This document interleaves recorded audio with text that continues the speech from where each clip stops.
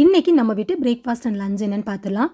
மதியானத்துக்கு மூங் தால் லைட் அந்த மாதிரி வறுத்துட்டு குக்கரில் 2 விசில் விட்டு வெங்காயம் தக்காளி வதக்கிற வேலை எதுவுமே இல்லாமல் ரொம்ப ஈஸியாக தேங்காய் மட்டும் கொஞ்சம் நல்லா மையாக அரைச்சி விட்டு நம்ம இந்த பருப்பு குழம்பு இன்றைக்கி செய்ய போகிறோம். வெங்காயத்தை வதக்கி விட்டு தேங்காய் பச்சை மிளகாய் மஞ்சத்தூள் போட்டு லைட்டாக குறப்பாக அரைச்சி நம்ம அந்த பேஸ்ட்டு சேர்த்து அதுக்கப்புறமா இந்த முருங்கை இலையை போட்டு நைட்டு நம்ம வதக்கி விட்டோம்னா சூப்பரான முருங்கைக்கீரை பொரியல் ரெடி ஆயிரும். முன்னத்து நாளே மீனுக்கு மசாலா போட்டு வச்சுருந்தேன். ஸோ கடகடன் மீனும் ஃப்ரை பண்ணுறதுக்கு வச்சுட்டேன்.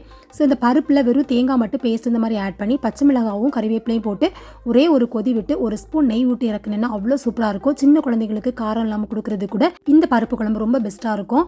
ஸோ காலையில் எங்களுக்கு பிரேக்ஃபாஸ்ட்டுக்கு பொடி தோசை தான் செஞ்சுருந்தேன். ஸோ சுட சுட சாப்பிடும்போது நம்ம இந்த மாதிரி நல்லா தின்னா நம்ம செஞ்சு சாப்பிட்டோம்னா சூப்பராக இருக்கும். அதே நம்ம ஸ்கூலுக்கு கொடுத்து அனுப்புகிற டைமில் பேக் பண்ணி அனுப்புறதுக்கு எப்பவுமே கொஞ்சம் இந்த மாதிரி சாஃப்டாக மெத்துன்னு சுட்டு கொடுத்தோம்னா கொஞ்சம் நேரத்துக்கு நல்லா சாஃப்டாகவே தோசை உங்களுக்கு சாப்பிட்றதுக்கு நல்லாயிருக்கும். ஸோ இந்த மாதிரி தான் பேக் பண்ணியிருக்கிறேன். ஸோ வீடியோ பிடிச்சி லைக் பண்ணுங்கள். தேங்க்ஸ் ஃபார் வாட்சிங்.